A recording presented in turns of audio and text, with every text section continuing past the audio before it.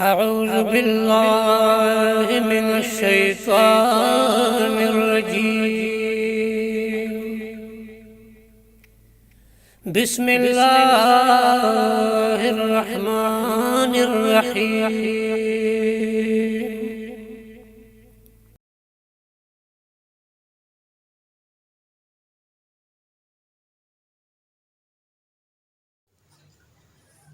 أعوذ بالله من الشيطان الرجيم. بسم الله الرحمن الرحيم.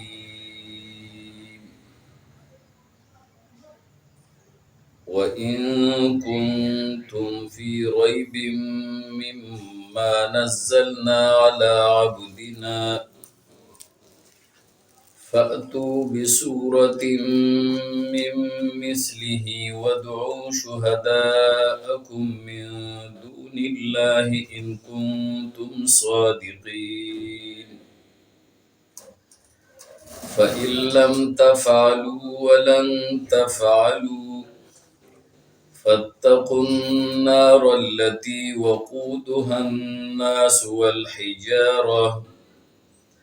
أعدت للكافرين.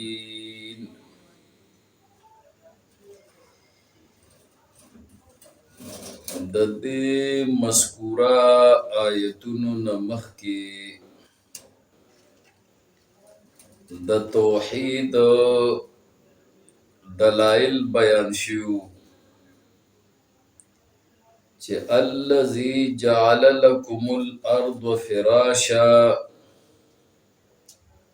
والسماء بناء وأنزل من السماء ماء فأخرج به من الثمرات رزقا لكم فلا تجعلوا لله أندادا وأنتم تعلمون. نو اوس په دې مذکوره آیتونو کې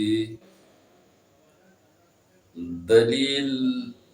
د رسالت ذکر کیږي چې هغه قرآن کریم دی چې الله رب العالمین نازل کړی دی په قلب اطهر د محمد رسول الله صلی الله علیه وسلم باندې چې دا زنده جاوید معجزه ده د رسول الله صلی الله علیه وسلم. نو الله رب العالمین د دې قرآن کریم ذکر کوي په دې آیتونو کې چې دا ما نازل کړی دی په خپل بنده باندې او دا دلیل رسالت دی زما د حبیب محمد رسول الله صلی الله علیه وسلم د پاره. نو که تاسو شک کوئ په دې کتاب کې نو تاسو راتللو کې په یو صورت سره په مثل د دې قرآن او تاسو راوبلې د دې کار د پاره خپل مددګاران سیوا د الله نه چې څومره تاسو را بللی شي. که چېرې تاسو رښتینی چې دې پیغمبر دا قرآن دا د ځان نه جوړ کړی دی نو تاسو هم د دې قرآن مقابله به کولی شئ چې دې د ځان نه جوړی نو تاسو هم جوړولی شئ نو تاسو مقابله وکړئ. او بیا فرمایي چې مقابله د دې قرآن تاسو نشئ کولی چېرې هم نشئ کولی نو هر کله چې نشئ کولی نو دا دلیل دی د دې خبرې چې دا ما نازل کړی دی او دا دلیل دی د دې خبرې چې محمد رسول الله صلی الله علیه وسلم زما برحق پیغمبر دی. او دا دلیل دی د دې خبرې چې محمد رسول الله صلی الله علیه وسلم کم توحید بیانوي نو دا توحید حق دی، دا توحید ومنه، دا پیغمبر ومنه، دا قرآن ومنه، او که نه منه نو ستاسو دپاره الله تعالی عذاب تیار کړی دی، عذاب به سکې. نو فاتقوا النار التي وقودها الناس والحجاره، نو ځان وساتئ د هغه اور نه چې د هغې خشاک به هغه خلکي او د هغې خشاک به کاڼي. او دغه عذاب تیار شوی دی د کافرانو دپاره. نو انکار مه کوئ د توحید نه او د رسالت نه او د دې قرآن نه. نو الله رب العالمین په دې آیتونو کې دا دلیل رسالت ذکر کوي او د رسول الله صلی الله علیه وسلم رسالت ثابتوي. نو فرمایي وَإِن كُنتُمْ کچریه تاسو فی ریب پشک کی مما د هغه کتاب په باره کې نزلنا چې موږ لږ لږ نازل کړی دی هغه کتاب علی عبدنا په خپل عظیم الشان بنده باندې او په خپل خاص بنده باندې. نو فاتو بصورت، نو پس تاسو راتللو کې په یو صورت سره من مثله پشانت د دې قرآن. که تاسو شک کوئ چې دا قرآن کریم دا الله نه دی نازل کړی او دا دی محمد رسول الله صلی الله علیه وسلم د ځان نه جوړ کړی دی، او یا تاسو شک کوئ چې دا کتاب الله نه دی نازل کړی بلکې دا دته بل چا ښودلی دی او دی معلم دی، دته د دې تعلیم ورکړی شوی دی او دې خلکو ته بیانوي. نو بس تاسو راتللو کې په یو صورت سره په مثل د دې قرآن د دې مقابله وکړئ او د دې قرآن په شانتې یو صورت هغه تاسو جوړ کې چې هغه په صداقت کې د دې قرآن په شانی او دا دې قرآن په شانتې یو صورت پیش کې چې هغه په جامعیت کې د دې قرآن په شانتي، په فصاحت کې د دې قرآن په شانتي، په بلاغت کې د دې قرآن په شانتي، یعنی لفظاً او مانن هغه د دې قرآن په شانتي یو صورتي. او ودعو شهداءکم، او تاسو راوبلئ خپل مددګاران. شهدا جمع د شهید دا، حاضر ته وایي خپل حاضرین. خو څوک چې مدد دپاره راځي او په یو کار کې د چا سره مدد کوي نو هغه حاضریږي. نو د دې وجې نه دې مددګارو ته شهدا ووایي. راوغواړئ تاسو خپل شهدا یعنی خپل مددګاران من دون الله سوا د الله نه. ستاسو مددگار چې څوک کېدی شي، که هغه مړي وي او که هغه ژوندي وي، که هغه انسانان وي او که هغه پیریان وي، هغه راوبلئ او تاسو د دې قرآن مقابله وکړئ. د دې په شانتې ټول قرآن نه یو صورت د دې په شانې زه جوړ کړې. دلته خدا ووی چې دا جوړ کړې، لیکن سورہ یونس کے اللہ تعالیٰ فرمائی کہ قُلْ لَئِنِ اجْتَمَعَتِ الْإِنسُ وَالْجِنُّ عَلَىٰ أَنْ يَأْتُوا بِمِثْلِ هَذَا الْقُرْآنِ لَا يَأْتُونَ بِمِثْلِهِ. تو اوایا دیتا کہ چرته راجمع شي ټول انسانان او ټول پیریان په دې خبره باندې چې د دې قرآن په شانتي یو قرآن جوړ کی، د دې په شانتي یو کلام جوړ کی، نو د دې په شانتي یو قرآن دا نشي جوړولی. ولو کان بعضهم لبعض ظهیرا، اگر چې شي بعض د دینا د بعضو د پاره مددگار هم. هلته عامه خبره وکړه چې ټول انسانان او ټول پیریان کاغه ژوندي دي او کاغه مړه دي، دا ټول راجمع شي او د دې کار د پاره راجمع شي چې د دې قرآن مثال پیش کی. نو د دې قرآن مثال دی نشي پیش کولی. او دلته الله تعالی فرمائی چې فَإِن لَّمْ تَفْعَلُوا، پس که چېرې تاسو دا کار ونه کو، او وَلَن تَفْعَلُوا، او هرگز تاسو دا کار نشئ کولی. لن د نفی د تاکید د پاره راځي په مستقبل کې، یعنی په مستقبل کې تاسو همیشه د پاره دا کار نشئ کولی. همیشه د پاره تاسو د قرآن په شانتي یو صورت نشئ جوړولی، او هرگز دا کار تاسو نشئ کولی. لہذا چې نشئ کولی، نو فاتقوا النار التي، پس تاسو ویریږئ د هغه اور نه، وقودها الناس والحجاره، چې خشاک د هغې به هغه خلکي او خشاک د هغې به کاڼي. په هغه اور کې به کافران الله تعالی غورځوي. هغه اور د کافرانو د پاره تیار کړی دی او هغه به پکې سوځي.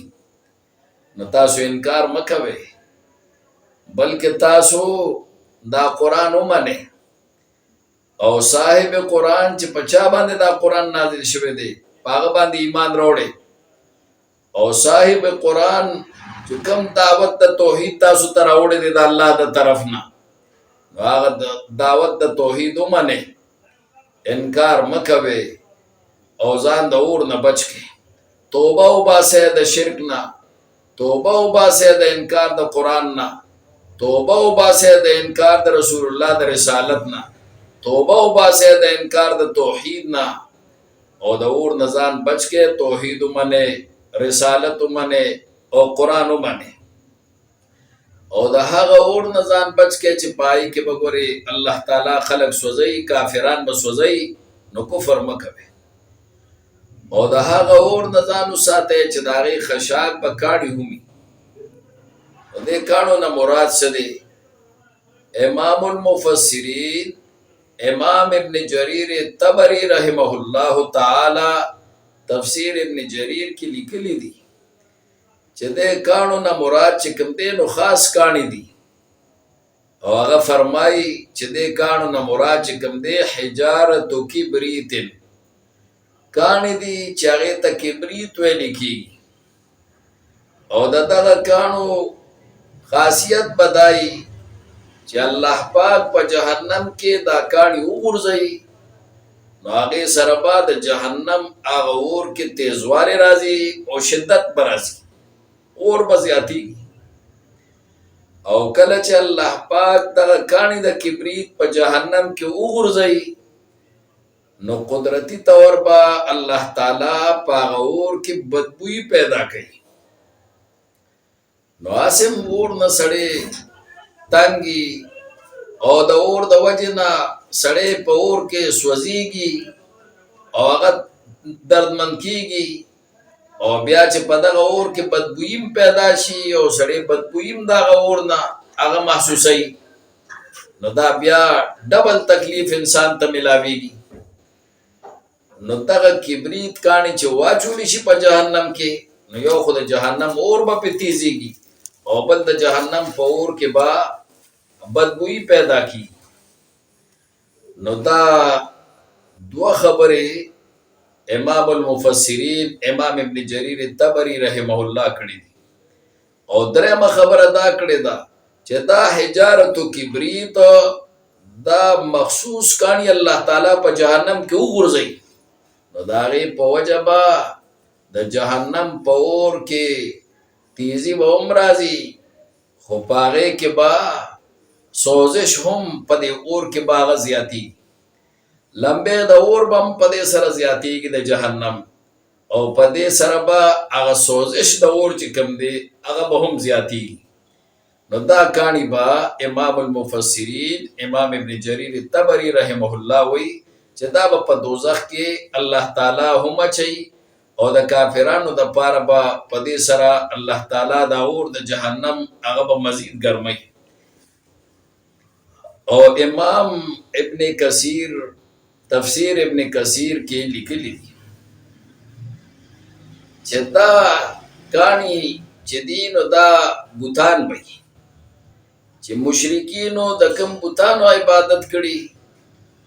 نو الله تعالی چې دا مشرکان او دا کافران او دا منکرین توحید او منکرین رسالت او منکرین قرآن الله تعالی د جهنم په دې اور کې وغورځي نو چې د جهنم په دې اور کې وغورځي نو د دې هغه بوتان چې د کوم بوتانو عبادت دي کړي د دې هغه بوتان چې د کوم بوتانو نه بدې تمه ساتله چې دا به زمونږ ته خیر رسي دا به زمونږ نه شر دفع کوي هغه به ورته الله تعالی وغورځي او چې هغه ورته الله تعالی وغورځي نو هغه به هم سوځي او دی به هم سوځي نو کانو خو جمادات دي هغه به درد او تکلیف نه محسوسوي او هغې له به د ګناه عذاب هم الله نه ورکوي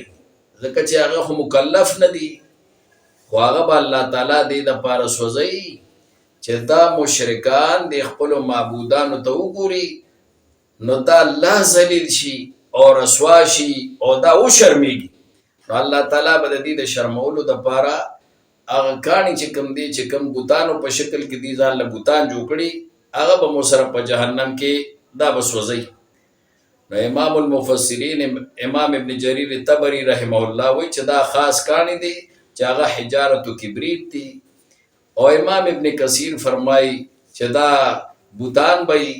الله تعالی با د مشرکانو د ذلیل کولو دپاره او د کافرانو د ذلیل کولو دپاره هغه به هم په اور کې دي سره وغورځوي هغه به هم سوځوي دا دوه قوله دي او دا دواړه خبرې صحیح دي ولې دواړه خبرې صحیح دي ځکه الله رب العالمین په دې آیت کې فرمایلی دي چې وقودها الناس والحجاره چې خشاک د جهنم به هغه خلقي او الحجاره کاڼي به نو عامه خبره کړې ده نو چې عامه خبره کړې ده امام المفسرین امام ابن جریر طبری چې وایي چې دا حجارت کبریت مراد دي دا خبره هم صحیح ده او امام ابن کثیر چې وایي چې دې نه مراد هغه بوتان دي چې د کاڼو نه جوړ کړي هغه خبره هم صحیح ده ځکه چې بوتان هم کاڼي دي او بل طرف ته حجارت کبریت چې مخصوص کاڼي دي هغه هم کاڼي دي نو دواړه په دې والحجارتو کې شامل دي او بیا الله رب العالمین فرمایي چې اعدت للکافرین تیار کړی شوی دی دا اور د جهنم د کافرانو دپاره د اعدت نه معلومه شوه چې د جهنم اور الله تعالی د مخکې نه تیار کړی دی او رسول الله صلی الله علیه وسلم چې کله معراج ته الله تعالی غوښتلی او اسمانونو ته الله تعالی خېجولی جبریل علیه السلام په ملګرتیا کې سدرة المنتهى پورې الله بوتلی نو په هغه وخت کې نبی علیه السلام ته الله جنت هم ښودلی الله تعالی دوزخ هم ښودلی او نبی علیه السلام دا جنت او دوزخ ته دواړه لیدلی دي په خپلو سترګو باندې او یو ځل نبی علیه السلام مسجد نبوي کې مونځ کو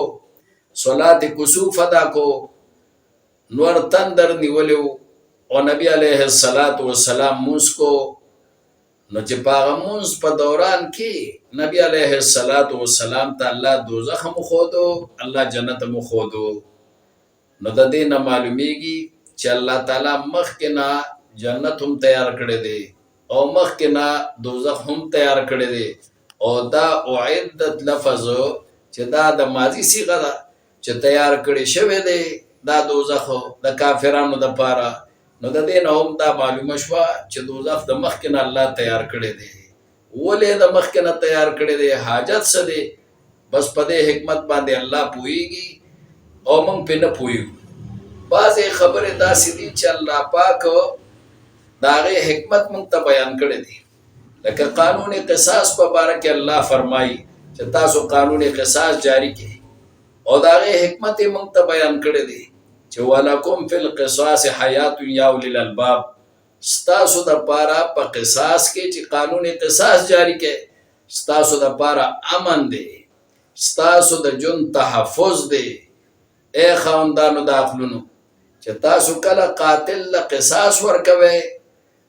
نو بیا به قاتلان قتلونه نه کوي، او چې تاسو قاتل له قصاص نه ورکوئ